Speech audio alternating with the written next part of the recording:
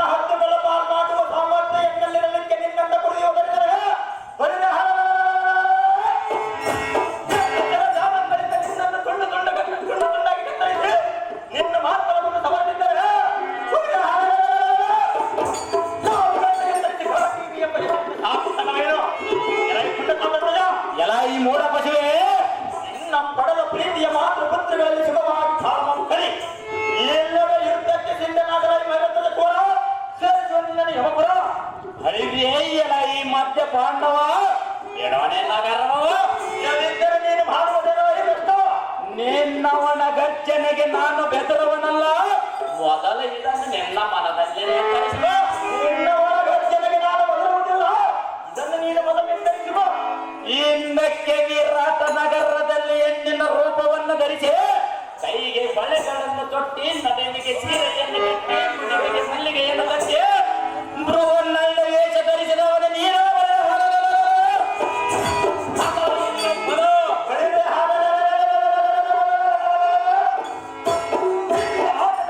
ಮಾಡಬೇಕಾಯ್ತಲ್ಲ ಈ ಬಡವರಿಗೆ ರಾಯಿ ಮಹಾಂದನೆ ಈ ಬಂದ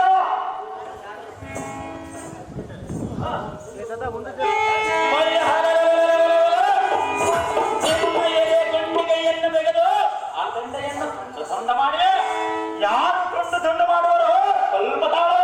ಎನ್ನ ಗಂಡಿಗೆ ನಾನು ಮೂರ್ಛೆಯಾಗಲು ಎನ್ನ ಪಂಚಗುಂಡಿಗೆ ಸಾಹಸದಿಂದ ಚೇತರಿಸಿಕೊಂಡಿದ್ದೆ. ನಿಮ್ಮ ಗಂಡೆಯನ್ನು ಅಥವಾ ಇನ್ನು ಏನೇ ಗುಂಡಿಗೆ ದೊಡ್ಡ ನೋಡೋಣ. ಸ್ವಲ್ಪ ತಾಳು ನೋಡೋಣ. ಬಳಿ ಬಳಿ ನೋಡಿದೆಯಾ ಈ ನರನಾರಾಯಣರಿದೆ? ಶ್ರೀಕೃಷ್ಣ ನಿಯನಿಗೆ ವಿರಾಟ ಸ್ವರೂಪವನ್ನು ತೋರಿಸಿದ್ದರೆ ದೇವರನ್ನು ನಮ್ಮಿಬ್ಬರು ಸರಿಸಿದ್ದಾರೆ. ಆದರೆ ನರನ ಸಹಾಯಕ್ಕೆ ಬಂದು ವೈರುದ್ಧಮ ಬೆಳೆದರಿಂದ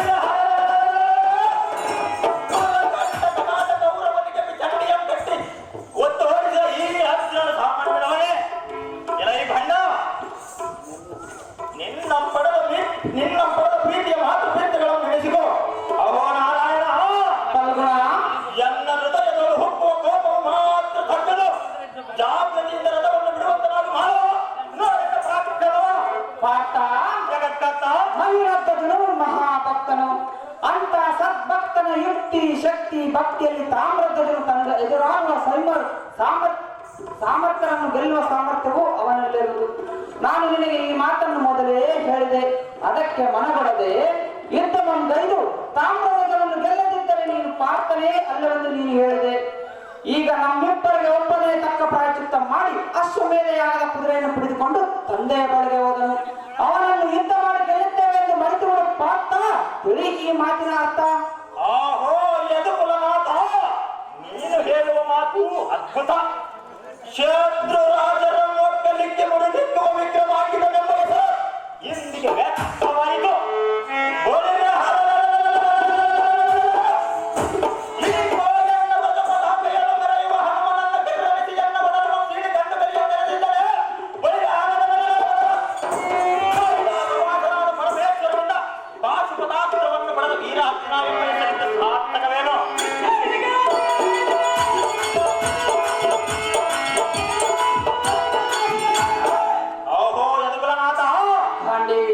ನಿನ್ನ ಚಕ್ರವನ್ನು ಲೆಕ್ಕಿಸದೆ ನಿನ್ನನ್ನು ಎಚ್ಚರ ತಪ್ಪುವಂತೆ ಮಾಡಿದ ಅವನಂಥ ಭಕ್ತರ ಮಗನು ಇದು ಅವನಾರಾಯಣ. ಇದುವರೆಗೂ ನಾನೇ ಅತ್ಯಂತ ಭಕ್ತನೆಂದು ಧರ್ಮಪಟ್ಟೆನು. ಇದು ಅಲ್ಲದೆ ನನ್ನ ನಾರಾಯಣನ ಗೆದ್ದವನಂದ ಮೇಲೆ ಅವನ ತಂದೆಯ ಭಕ್ತಿ ಎಷ್ಟರ ಮಟ್ಟಿಗಿರುವುದು. ಅಹೋ ಜಗನ್ನಾಥ, ಫಲ್ಗುಣ ಎನ್ನ ಅಪರಾಧವನ್ನು ಮನ್ನಿಸು. ಮೇಲೆ ಕೇಳು ಅರ್ಜುನ. ಇನ್ನು ನಮ್ಮ ಧರ್ಮಜನ ಯಜ್ಞವು ನಿರ್ವಿಘ್ನವಾಗದಂತೆ ನಡೆಸುವ ಭಾರವು ನಿನ್ನದೇ. ನಮ್ಮನ್ನು ದಂಡನನ್ನಾಗಿ ಮಾಡು ಕೇಶವ, ಪಾಪ ವಿನಾಶವ, ಪಾಂಡವರ ಮೇಲಿರೋ ವಿಶ್ವಾಸವ.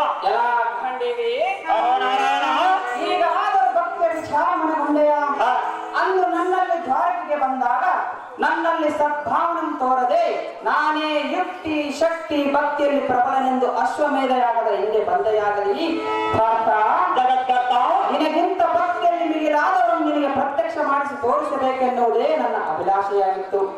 ಇನ್ನು ಶಕ್ತಿ ಪರಿಚಯ ಪ್ರಮೇಯ ಪುರಾಣದಿಂದ ಮನನವಾಯಿತು. ಇನ್ನು ಮಹಿರಧ್ವಜನ ಭಕ್ತಿಯನ್ನು ಪರೀಕ್ಷೆ ಮಾಡಿ ತೋರಿಸುವೆನು. ಆ ನಂತರ ಮುಂದಿನ ಕಾರ್ಯ ನೋಡೋಣ. ಫಲ್ಗುಣ ನಾರಾಯಣ, ನಾವಿರುವರು ಈ ವೇಷದಿಂದ ಮಹಿರಧ್ವಜನ ಬಳಿಗೆ ಹೋಗಿ ಕುದುರೆಯನ್ನು ಬೇಡಿದರೆ ಅಸಮಂಜಸವಾಗುವುದು ಪಾರ್ಥ. ತಿಳಿ ಈ ಮಾತಿನ ಅರ್ಥ. ಫಲ್ಗುಣ ಮುಂದಿನ ಆಲೋಚನೆ ಏನೆಂದು ಸವಿಸ್ತಾರವಾಗಿ ವಿಸ್ತರಿಸು ನಾರಾಯಣ. ಮಧ್ಯಮ ಪಾಂಡವನೇ, ಅಂಬುಜಾಕ್ಷನೇ, ಮಹಿರಧ್ವಜನ ಭಕ್ತಿಯನ್ನು ಪರೀಕ್ಷೆ ಮಾಡಬೇಕಾದರೆ ಒಂದು ಯುಕ್ತಿಯನ್ನು ಮಾಡೋಣ. ಅದೇ ನಾನು ಹರಿಯಾದದ್ದರಿಂದ ಹರಿಶರ್ಮನೆಂದು, ನೀನು ವಿಜಯನಾದದ್ದರಿಂದ ವಿಜಯ ಶರ್ಮನೆಂದು ನಾಮ ಬದಲಿಸಿ ಇಬ್ಬರು ಗುರು ಶಿಷ್ಯರಂತೆ ಹೋಗೋಣ. ಮುಂದಿನ ಕರ್ತವ್ಯವನ್ನು ನಾನು ಏರ್ಪಡಿಸುತ್ತೇನೆ ಪಾರ್ಥ. ನೋಡು ಮಹಿರಧ್ವಜನ ಸಾಮರ್ಥ್ಯ.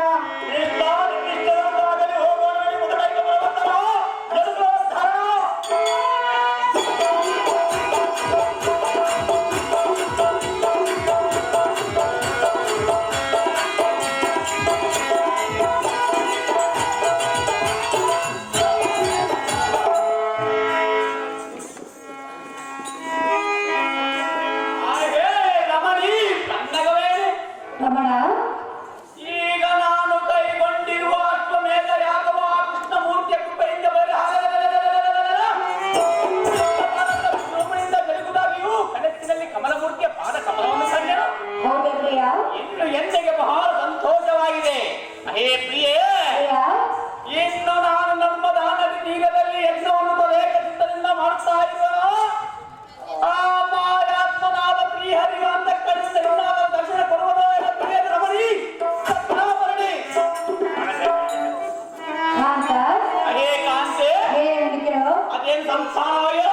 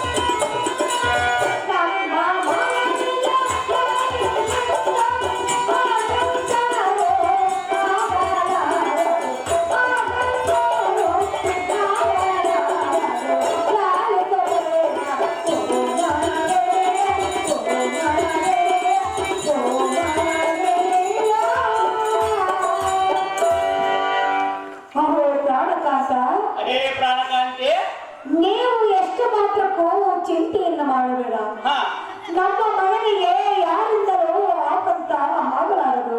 ಯಾಕೆಂದರೆ ಅದು ಯಾತಕ್ಕೆ ಸುಂದರಿ? ನಾವು ಮಾಡಿದ ದಾನ ಧರ್ಮ ಪರೋಪಕಾರಿಗಳಿಂದ ನಮ್ಮ ಮಗನಿಗೆ ಅಪಜಯವು ಎಂದಿಗೂ ಆಗಲಾರದು ಕಾಂತ ಗುಣವಂತ. ಹೇ ಪತಿವ್ರತೆಯಾದ ಕುಮತ್ವತಿ ಭಕ್ತಿಯೋ ಚತುರಮತಿ. ನಾವು ನಿತ್ಯವಾದ ಸತ್ಯಮೂರ್ತಿಯಾದ ಶ್ರೀಹರಿಯನ್ನು ಧ್ಯಾನಿಸುತ್ತಿರುವುದರಿಂದ ನಮ್ಮ ಮೇಲೆ ಇಟ್ಟಂತೆ ಕಾಣುತ್ತಿದೆ. ಹೌದು ಪ್ರಿಯ.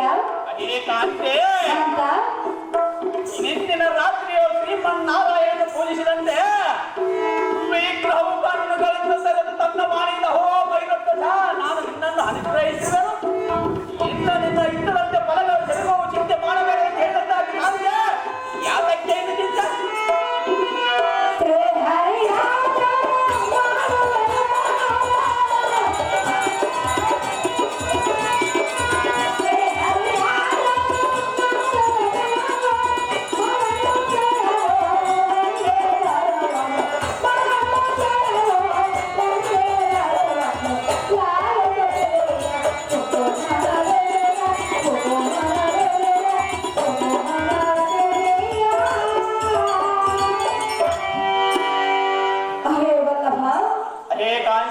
ಹೀಗೆಲ್ಲ ಶ್ರೀಹರಿಯ ಮೇಲೆ ಹೀರನ್ನು ತಪ್ಪಿಸಲು ದಾರಿಂದಲೂ ಸಾಧ್ಯವಿಲ್ಲ. ಪ್ರಾಣಕಾಂತ ಆಗ ಯಾವ ಸೈನ್ಯವು ಬರುವಂತೆ ಶಬ್ದವು ಕೇಳಿಬರುತ್ತಿರುವುದು. ನಾವು ಯತ್ನ ಮಾಡುವ ಸಮಯದಲ್ಲಿ ಈ ರೀತಿ ವಿಘ್ನವೇ. ಇದಕ್ಕೆ ಗತಿಯನ್ನು ಮಾಡಬೇಕು ಕಾಂತ ಗುಣವಂತ. ಯಾತಕ್ಕೆ ಪಡೆಯುವ ಭೀತಿ? ನಮ್ಮ ಸಂಪದವನ್ನು ತೆಗೆದುಕೊಂಡು ಹೋಗಲಾರರು. ನಿಷ್ಕಾಂತವಾದ ವ್ರತವನ್ನು ಮಾಡುವಲ್ಲಿ ನಮಗೆ ಶಿವಫಲವಲ್ಲದೆ ಅಶುಭಫಲವೂ ತೋರಲಾರದು. ತಾನೇ ಗೊತ್ತಾಗುವ ಸುಂದರಿ ಕಮ್ಮು ಕಂದರಿ.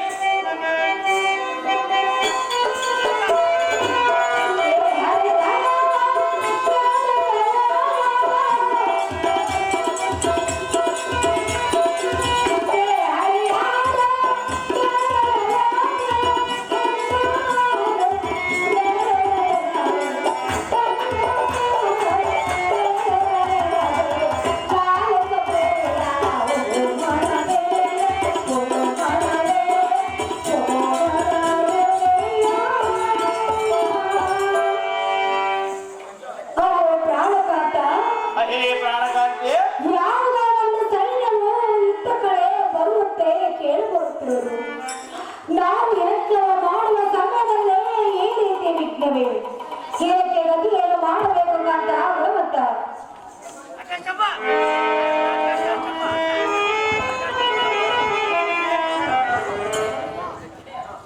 ನಮೋ ನಮೋ ತಂದೆ ದಿಗ್ವಿಜಯನಾಗಿ ನಾ ಬಂದೆ. ಬರ ಬರ ತಾಮ್ರಧ್ವಜನೇ ಮೇಲಕ್ಕೇಳಬೇಡ.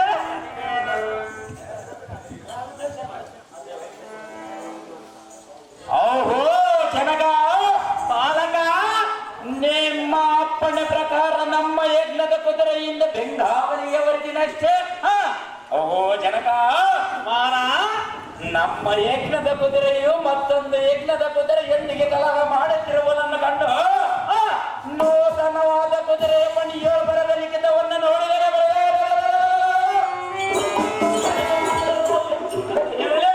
ಏನು ಕುಮಾರ?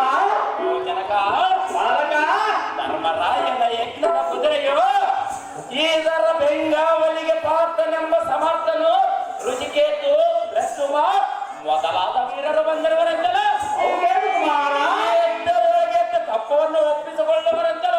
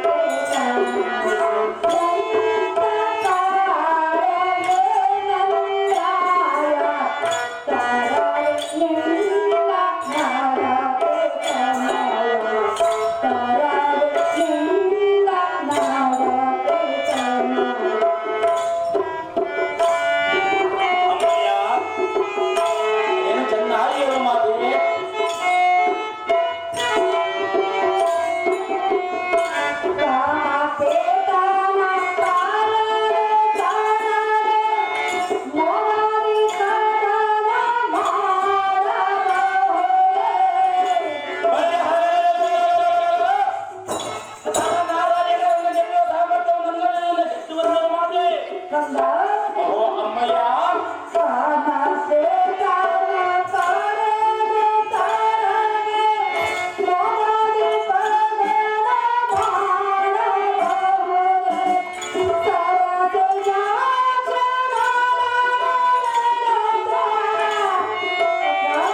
ಓಹೋ ಪಡೆದ ಜನನೇ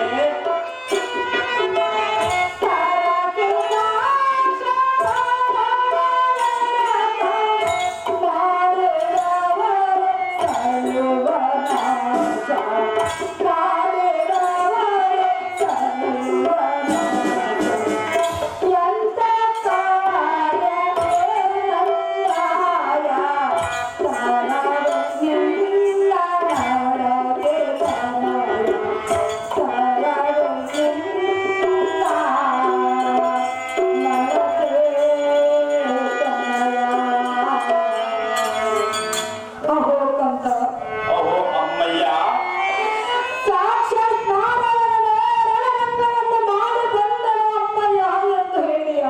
ಹೌದು ಮಾತೆ ಓಹೋ ಪಡೆದ ಜನನೇ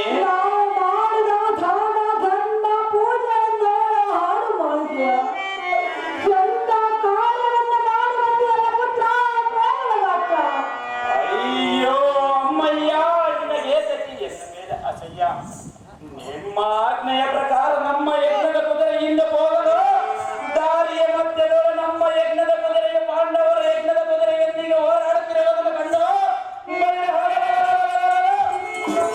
ಪಾಂಡವರ ಕುದುರೆಯ ಪಡೆಯುವ ಬರದಲಿಕ್ಕಿದಂತೆ ವರ್ತಿಸದಾಗಲಿ ಅದರಲ್ಲಿ ತಪ್ಪೇನಿದೆ ಅಮ್ಮಯ್ಯ ಓಹೋ ಪರಮ ಜನನೇ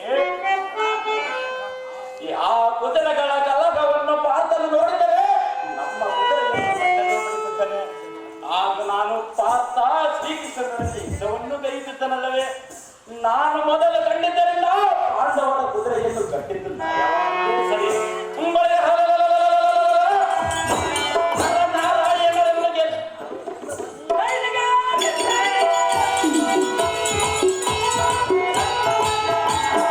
ನಾರಾಯಣರನ್ನು ಗೆದ್ದು ಬಂದಿದ್ದರಿಂದ ಒಂದು ಬೇಗ ಕ್ಷತ್ರಿಯ ಧರ್ಮಕ್ಕೆ ಅನುಸರಿಸಿ ಪವಿತ್ರವಾದ ಕಾರ್ಯವನ್ನು ಮಾಡಿದನು ನೀನು ವೀರ ಮಾತೆಯಲ್ಲವೇ ಉದರದಲ್ಲಿ ಜನಿಸಿದ ನಾನು ವೀರವಲ್ಲವೇ ಮಾತೆ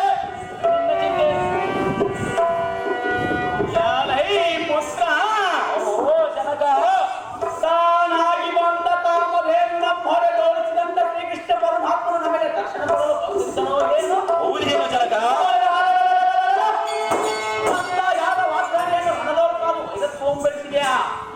ಅಯ್ಯೋ ಜನಾರ್ದನನ್ನು ತರದೆ ಎಂಬಿಡಿದು ತಂದಿಯಾ ಅಯ್ಯೋ ಕೃಷ್ಣನನ್ನು ತೋರಿಸಿದೆಯಾ ನಮ್ಮ ಯಜ್ಞವನ್ನು ಪೂರೈಸದೆ ಹಾಳು ಮಾಡುವುದರಿಂದ ಜನಾರ್ದನ ಪುತ್ರ ಸದಮರನಾಥ ಓಹೋ ಜನಕ ಏನಿದೆ ನಿನ್ನ ಬೋಧನ ಅದು ಹೇಳು ಕುಮಾರ ಗುರು ಹಿರಿಯರಿಲ್ಲದೆ ಬೆಳವೇ ಇಲ್ಲ ನಾನು ಅವರ ಪಕ್ಷ ವಹಿಸಿ ಸಮ ಪಕ್ಷನಾಗಿ ನಿಂತರೆ ಜನಕ ಕುಮಾರ ಆದರೆ ಗುರಿ ಹಿರಿಯರಾದರೇನು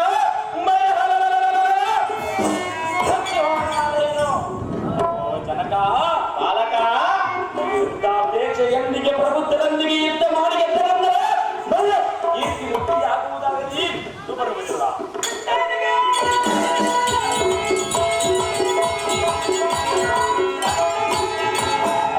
ಜನಕ ಕುಮಾರ ಜಾಂಬವಂತನ ಶ್ರೀಕೃಷ್ಣನೊಡನೆ ಯುದ್ಧವನ್ನು ಮಾಡಿದ ನಷ್ಟವೇನಾದರೂ ಪಟ್ಟನೆ ಜನಕ ಕುಮಾರನೇ ನಾರಾಯಣರನ್ನು ಗೆಲ್ಲುವ ಸಾಮರ್ಥ್ಯವು ನನ್ನಲ್ಲಿರುವುದರಿಂದ ಗೆದ್ದು ಬಂದನ ಮಾತೆ ಗೆದ್ದು ಬಂದನ ತಂದೆ ಮತ್ತೇನು ಮುಂದೆ ಎಂತ ಕೆಲಸವನ್ನು ಮಾಡಿದ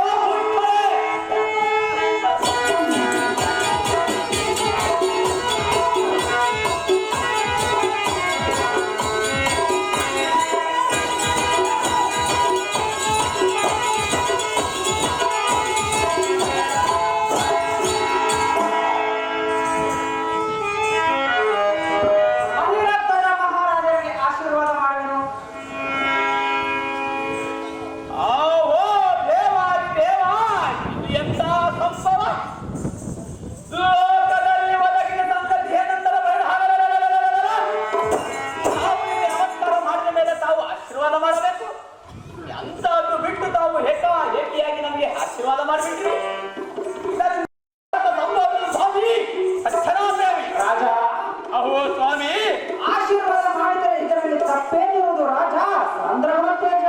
ಓ ಸ್ವಾಮಿ ಭೂಸರೋತ್ತಮರೇ, ತಾವು ಬಂದಾಕ್ಷಣ ಒಂದಿನ ನಂತರ ಆಗ ತಾವು ನಮಗೆ ಆಶೀರ್ವಾದ ಮಾಡಬೇಕು. ಅಷ್ಟು ಬೇಗ ತಾವು ನಮಗೆ ಜಯ ಮಾಡಬಾರದು. ಸ್ವಾಮಿ ಭಕ್ತರಾಜ ರಾಜ ಓ ಸ್ವಾಮಿ, ಹಾಗಾದರೆ ಹೇಳುವುದು ಚೆನ್ನಾಗಿ ಕೇಳು. ಅದೇ ಸಂಸ್ಥಾನವಾಗಿ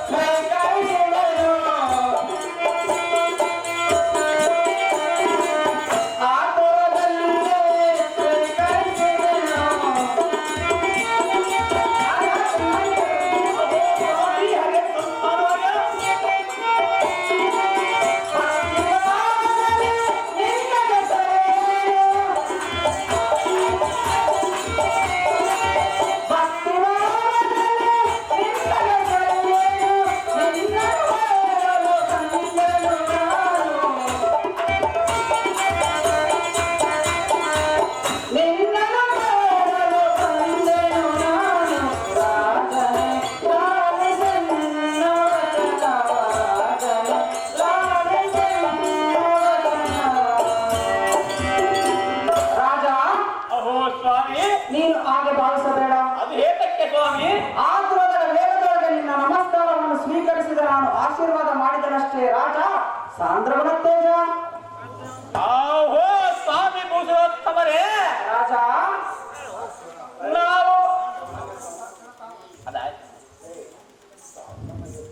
ನಾವು ತಾವು ತಮಗೆ ಓ ಸ್ವಾಮಿ ರಾಜ ತಾವು ನಮಗೆ ನಿಮ್ಮ ತಮ್ಮನ್ನ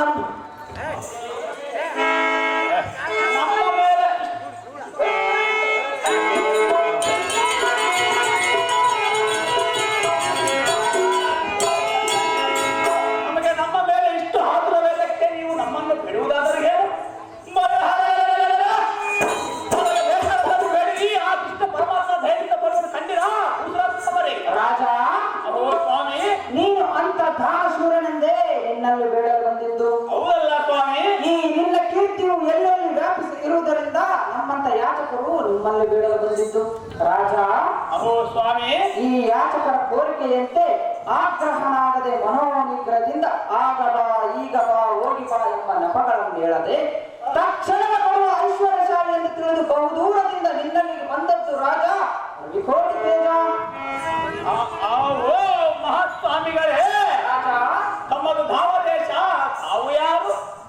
ಸರ್ವವು ದ್ರೇಕವನ್ನು ಮುಚ್ಚಿ ಸೌಮ್ಯ ರೂಪದಿಂದ ಹೊರಸೂಸುತ್ತಾ ಇಲ್ಲಿಗೆ ಬಂದ ಕಾರಣವನ್ನು ಮುನಿಪ ಯಾತಕ್ಕೆ ಈ ತಾಪ? ರಾಜ ಓ ಸ್ವಾಮಿ, ನಮ್ಮದು ಕಾಮದೇಶ. ಈಗ ನೂತನಪುರಿಯಲ್ಲಿ ವಾಸ ಮಾಡುವನು ನಾವು ಹರಿಶರ್ಮ. ಆದ್ಯ ರೂಪನಾಗಿ ಬೋಧನಾಮೃತವನ್ನು ಬೋಧಿಸುತ್ತಾ ಶಿಷ್ಯರ ಸಂಖ್ಯೆಯನ್ನು ವೃದ್ಧಿಪಡಿಸುತ್ತಿರುವನು ರಾಜ ಆಶ್ರಯ ಕಲ್ಪರಾಜ. ಓ ಮಹಾಸ್ವಾಮಿಗಳೇ, ರಾಜ ನಿಮಗೆ ಮಕ್ಕಳಿರುವರೇ? ನಿಮ್ಮ ಕುಟುಂಬವು ಕ್ಷೇಮವಾಗಿರುವುದೇ? ಬಹುಮಂದಿ ಮಕ್ಕಳಿರುವರು ರಾಜ. ಸಾಮಾನ್ಯರೆಲ್ಲ ಮುಂದೆ ಬಿತ್ತರಿಸಿದೇವ ಮಹಾನುಭಾವ ರಾಜವರ್ಯ, ಓ ಹರಿಶರ್ಮರೇ, ನನಗೆ ಬಹುಮಂದಿ ಮಕ್ಕಳಿರುವರು. ಈ ವಿಶ್ವ ಕುಟುಂಬದಷ್ಟು ಎನ್ನ ಕುಟುಂಬ. ಇದರ ಆಳಬಾಲಕನಾಗಿದ್ದು ನನ್ನ ಶಾಂತಿ ಲಕ್ಷ್ಮಿಯು ಉದಾರ ಭಾವವುಳ್ಳವಳಾಗಿ ನಿನ್ನಂತ ದಾತ್ರಿ ಸೇನೆಯಲ್ಲಿ ಭಾಗವಹಿಸಿಕೊಂಡಿರುವ ಖಂಡಿಯ ರಾಜೇಂದ್ರ ಸದ್ಗುಣ ಸಾಂದ್ರ. ಓ ದೇವ, ಎಂತ ಅಸಂಭವ! ನೀವು ಇಷ್ಟು ಚಿಂತೆ ಮಾಡುವುದೇಕಕ್ಕೆ? ಮೊದಲ ನಡೆದ ಸಂಗತಿಯನ್ನು ಎನ್ನ ಮುಂದೆ ವಿಸ್ತಾರವಾಗಿ ಬಿತ್ತರಿಸಿದೇವ ಮಹಾನುಭಾವ. ರಾಜವರ್ಯ, ಏನ್ ಕೇಳಿದ ಶಿಷ್ಯ, ಈ ಮಹಾ ಶಿಷ್ಯ, ಈ ಮೈರತ್ವದ ಮಹಾರಾಜರು ಬಹುಶಾಂತ ಚಿತ್ತದಿಂದ ವರ್ತಿಸುವರು. ಹಾ, ಕೆಲವು ಭಾಗ್ಯವಂತರು ಯಾಚಕರು ಬಂದ ಕೂಡಲೇ ಆಚೆ ಹೋಗೆನ್ನುವರು. ಆದರೆ ಈ ಮೈರತ್ವದ ಮಹಾರಾಜರು ನಮ್ಮನ್ನು ಬಹು ವಿಶ್ವಾಸದಿಂದ ಆಧರಿಸಿರುವರು. ಅನ್ನಕ್ಕಿಂತ ಆಧಾರವಿಲ್ಲವೆಂಬ ಸ್ವೇಚ್ಛೆಯಿಂದ ಬಹು ವಿಶ್ವಾಸದಿಂದ ಆಧರಿಸಿರುವುದು ಅವರಲ್ಲಿ ಅನುಗ್ರಹಿಸಿರುವುದೆಂದೇ ತಿಳಿಯಬೇಕು. ಇರಲಿ, ಇವನು ಎಂಬ ಇಚ್ಛೆಯನ್ನು ಪೂರೈಸುವನೇನೋ ನೋಡೋಣ ಬನ್ನಿ. ರಾಜವರ್ಯ ಏನೆಂದಿಯೇ ಎನ್ನ ದರಿದ್ರ ದೈನ್ಯತ್ಯವ. ಅದೇನು ಸ್ವಾಮಿ? ಸಹಸ್ರಾಕ್ಷರಿಗೆ ಉದಾರಾತ್ಮವು ಇದ್ದ ಮೇಲೆ ಲೋಕಕ್ಕೆ ತೃಣಾಗುವುದು ರಾಜ.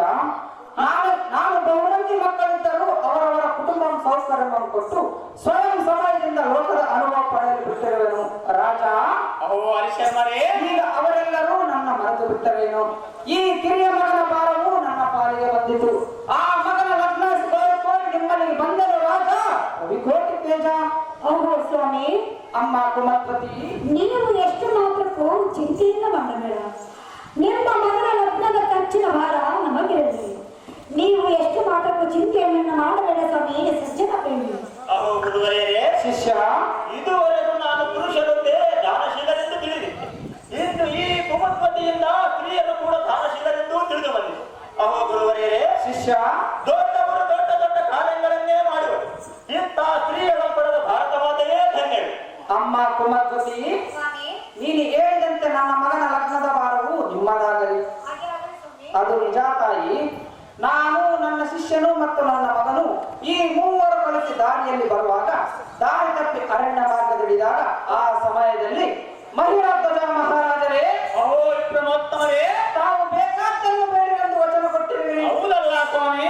ಆದ ಕಾರಣ ನಾವು ನಿಮ್ಮಲ್ಲಿ ಬೇಡಿಕೊಳ್ಳುವುದೇನೆಂದರೆ, ಅದು ಹೇಳಿ ಸ್ವಾಮಿ. ನಾ ಮೂವರು ಅಡಿಗೆಯಲ್ಲಿ ಬರುವಾಗ ಒಂದು ದೊಡ್ಡ ಸಿಂಹವು ಬಂದು ಏಕಾಏಕಿಯಾಗಿ ನನ್ನ ಮಗನನ್ನು ಹಿಡಿದುಕೊಂಡು ಬಿಟ್ಟಿತು ರಾಜ. ಅಹೋ ಸ್ವಾಮಿ, ಆಗ ನಾನು ನನ್ನ ಶಿಷ್ಯನು ಮತ್ತು ನನ್ನ ಮಗನು ಆ ಸಿಂಹವನ್ನು ನೋಡಿ ಭಯಗ್ರಸ್ತರಾದವು. ಆ ಸಿಂಹವು ಹೇಳಿದ ವಾಕ್ಯವು ಏನೆಂದು ಹೇಳಿದೆ ರಾಜ? ಸಾಮ್ರಾಜ್ಯ. ಓ ಸ್ವಾಮಿ ಹರಿಶರ್ಮರೇ, ನಿಮ್ಮ ಮಗನ ಪ್ರಾಣ ಉಳಿಸಿಕೊಳ್ಳಬೇಕಾದರೆ ಅದಕ್ಕೆ ಏನೂ ಭಯ ಮಾಡಿದೆ. ಅದನ್ನು ಮುಂದೆ ತಿಳಿಸಿದೇವೋ ಮಹಾನುಭಾವ. ರಾಜ ಹಾಗಾದರೆ ಹೇಳಿದನು ಚೆನ್ನಾಗಿ. ಸ್ವಾಮಿ ಹಾಗೇನು ಚೆನ್ನಾಗಿ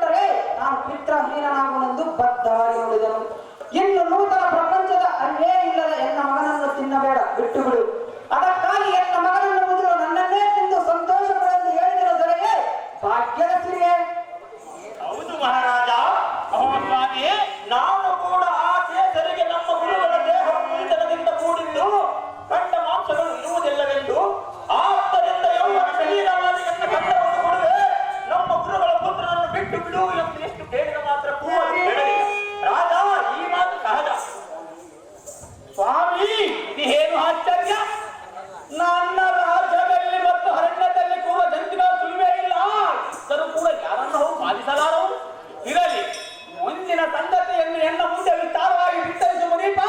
ಬಿಡು ನಿನ್ನ ಮನೋಭಾವ. ರಾಜ, ಅಹೋ ವಿಕ್ರಮೋತ್ತಮರೇ, ನಾನು ಧೈರ್ಯಗೊಂಡು ಹಾ, ಎಲ್ಲ ಈ ಸುಮ್ಮನೆ ನನ್ನ ದೇಹವನ್ನು ಮತ್ತು ನನ್ನ ಶಿಷ್ಯನ ದೇಹವನ್ನು ಒಲ್ಲೆ ಎಂಬೆಯಲ್ಲ, ಇದಕ್ಕೆ ಏನು ಮಾಡಬೇಕು ಪರಮೇಶ್ವರ ಎಂದು ಸುಮ್ಮನಾದನು. ಅಷ್ಟರಲ್ಲಿ ಆ ಸಿಂಹವು ನಿನ್ನ ಮಗನ ಪ್ರಾಣ ಉಳಿಯಬೇಕಾದರೆ ರಾಜ ಮುಂದೆ ಏನೆಂದು ಹೇಳಲಿ? ಅದು ಹೇಳಿ ಸ್ವಾಮಿ. ಆ ಸಿಂಹವು ಹೇಳ್ತೇನೆಂದರೆ, ಅದು ಹೇಳಿ ಸ್ವಾಮಿ. ಮಣಿಪಾಲಕನಾದ ಮಹಿಳಾತ್ಮಕನ ಅರ್ಧ ಭಾಗವನ್ನು ಸೀಳುಪಟ್ಟರೆ ಮಾತ್ರ ಆಗ ನಿನ್ನ ಮಗನ ಪ್ರಾಣ ಉಳಿಯಿತು ಎಂದು ಹೇಳುವಯಿತು. ರಾಜ, ಅಹೋ ವಿಕ್ರಮೋತ್ತಮರೇ, ಆಗ ನಾನು ಇದು ಅಸಾಧ್ಯವಾದ ಕಾರ್ಯವನ್ನು ತಿಳಿದು ನಿಮ್ಮಲ್ಲಿಗೆ ಬಂದೆನು ರಾಜ. ಆಶ್ರಿತ ಕಲ್ಪಬಹುದು ಸ್ವಾಮಿ. ಮಹಿರಾಧ್ವಜ, ಕಾಲದಿಂದ ದಾನವನ್ನು ಕೊಟ್ಟರೆ ಎಷ್ಟರ ಮಟ್ಟೆ ಕೊಟ್ಟೆವು. ಇರಲಿ, ಈ ದೇಹವು ಸ್ಥಿರವಲ್ಲ, ಕೀರ್ತಿ ಸ್ಥಿರವಾಗಿ ನಿಲ್ಲುವುದು. ಆದ್ದರಿಂದ ಶ್ರೀಕೃಷ್ಣ ಮೂರ್ತಿಯ ಮುಂದೆ ತಿಳಿಸಿ ಪ್ರಮಾಣವನ್ನು ಮಾಡುವುದು. ತಕ್ಷಣವೇ ಹೊರಡುವುದು.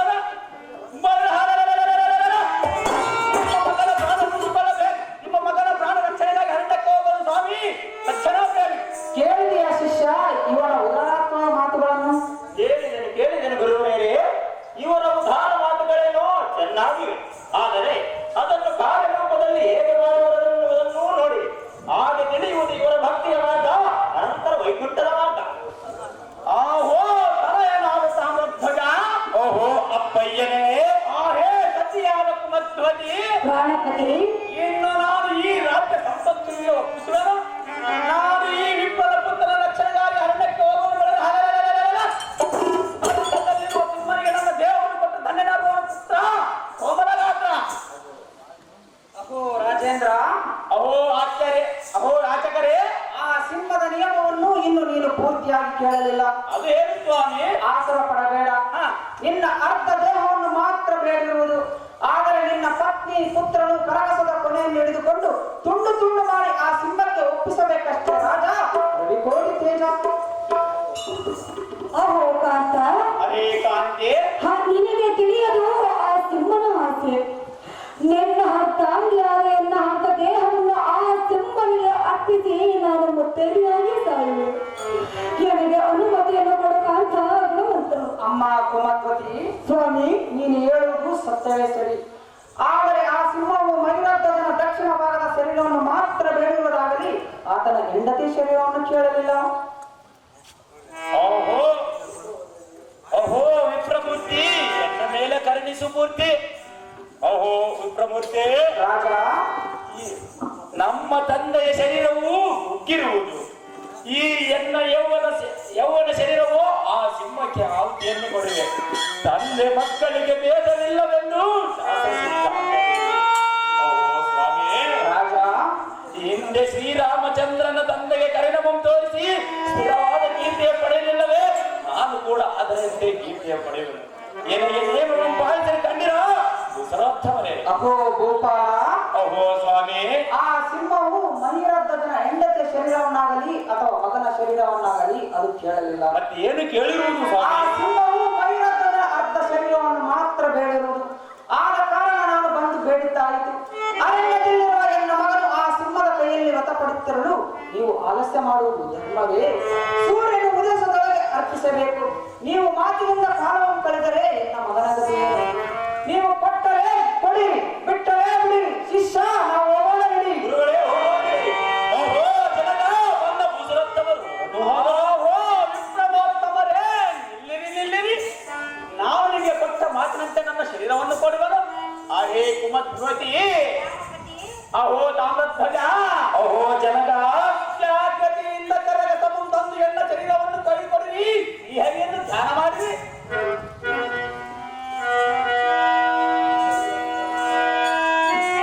ಅಯ್ಯೋ ಪ್ರಾಣಪತಿ, ಎಂತ ದುಃಖಿತ ಉಂಟು.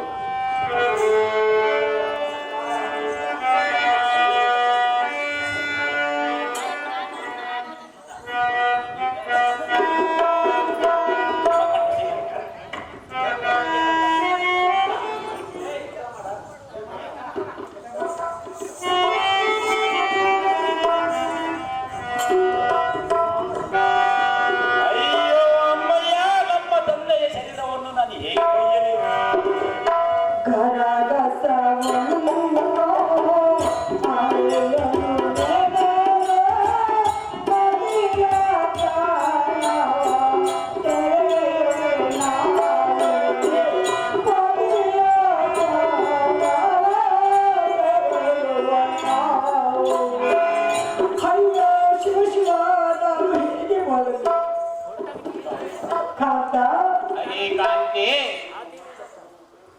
ನಿಮ್ಮ ಮಸ್ತಕವನ್ನು ಬರೆಯುವ ಸಮಯದಲ್ಲಿ ನಿಮ್ಮ ಮಸ್ತಕದಲ್ಲಿ ಬರುವ ನೀರನ್ನು ಕಂಡು ಪುರುಷೋತ್ತಮರು ಹೊರಟು ಹೋದರು. ಕಾಂತ ಅದೇ ಕಾಂತಿ ನಿನ್ನ ಕಣ್ಣಿನಲ್ಲಿ ಬರುವ ನೀರನ್ನು ನೋಡಿ ಸ್ವಾಮಿಗಳು ಹೊರಟು ಹೋದರು. ನೀರು ಕೊಟ್ಟ ದಾನವು ವಿಫಲವಾಯಿತು. ಹೇ ಪ್ರಿಯರೇ, ನಾನು ಅಳುತ್ತಾ ದಾನವನ್ನು ಕೊಡುವನಲ್ಲ. ಅದೇ ಧರ್ಮಪತ್ನಿ ಪ್ರಾಣಪತಿ ಅಹೋ ತಾಮ್ರಧ್ವಜ, ಅಹೋ ತಂದೆ, ತಕ್ಷಣವೇ ಆ ಬ್ರಾಹ್ಮಣನ್ನು ಕರೆದುಕೊಂಡು ಬರುವಂತನಾದ ಪುತ್ರ ಅಹೋ ವಿಪ್ರಮೋತ್ತಮರೇ, ನಮ್ಮ ತಂದೆಯವರು ನಿಮ್ಮನ್ನು ಬೇಗನೆ ಬರ ಹೇಳಿದವರು. ತಕ್ಷಣ ಬಂದಿರೈ ಪ್ರಮೋತ್ತಮರೇ. ಆಹೋ ದೈವ ಸ್ವರೂಪಿಯಂತೆ ಬಂದಿರುವ ವಿಪ್ರಮೋತ್ತಮರೇ, ನಾನು ಅಳುತ್ತಾ ದಾನವನ್ನು ಕೊಡುವನಲ್ಲ, ನನ್ನ ಮನವೊಪ್ಪಿ ದಾನ ಕೊಟ್ಟಿರಲು. ಆದರೆ ನನ್ನ ಎಡಗಣ್ಣಿನಲ್ಲಿ ಮಾತ್ರ ನೀರು ಯಾತಕ್ಕೆಂದರೆ ಏತಕ್ಕೆ ರಾಜ? ನನ್ನ ಅರ್ಧ ಶರೀರವು ನಿನ್ನ ಮಗನ ಪ್ರಾಣ ಉಳಿಸಲು ಸಾರ್ಥಕವಾಯಿತು, ಉಳಿದ ಅರ್ಧ ಶರೀರವು ನಿರರ್ಥಕವಾಯಿತು. ಕಣ್ಣಿನಲ್ಲಿ ನೀರುಂಡೆ ಬಂತು ಅಷ್ಟೇ ಸ್ವಾಮಿ. ತಮಗೆ ಬೇಕಾದದ್ದು ಅರ್ಧ ಶರೀರವು. ಅರ್ಧ ಶರೀರವನ್ನು ತೆಗೆದುಕೊಂಡು ಹೋಗಿ ಆ ಸಿಂಹನಿಗೆ ತೃಪ್ತಿಪಡಿಸಿ ನಿಮ್ಮ ಮಗನನ್ನು ಕಾಪಾಡಿಕೊಳ್ಳಿ ದೇವ ಮಹಾನುಭಾವ. ಮಹಿರಧ್ವಜ, ಓ ಸ್ವಾಮಿ, ನಿನ್ನ ಕುಲದೇವರ ನಿಮಿತ್ತ ನಿನ್ನ ಅರ್ಧ ದೇಹವನ್ನು ಮಾತ್ರ ದಾನವನ್ನು ಮಾಡು ರಾಜ. ಕೋಟಿ ತೇಜ. ಪತಿಯಾತೆ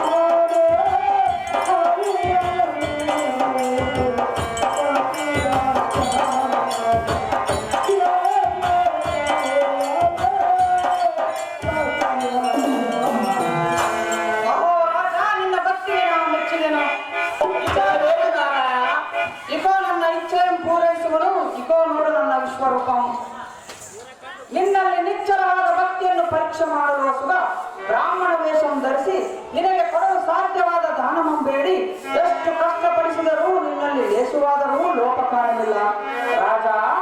ಕೃಷ್ಣ ಪರಮಾತ್ಮರೇ, ನಿನ್ನ ಭಕ್ತಿ ಸೋಪಾನವು ವೈಕುಂಠದ ಸ್ಥಾನವರೆಗೂ ವ್ಯಾಪಿಸಿತು.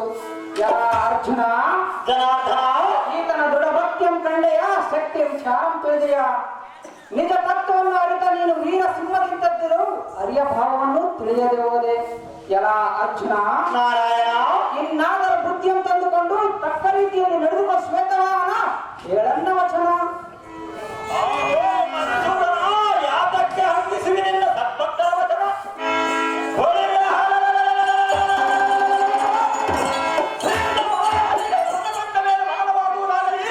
ನಿನ್ನ ಮಾತುಗಳಿಂದ ಮರಣವಾಗಲಾರದು. ಎನಗೆ ಸದ್ಬೋಧಾಮೃತವನ್ನು ಮಾಡೆಂದು ಅನಂತ ನಮಸ್ಕಾರಗಳು ದೇವ.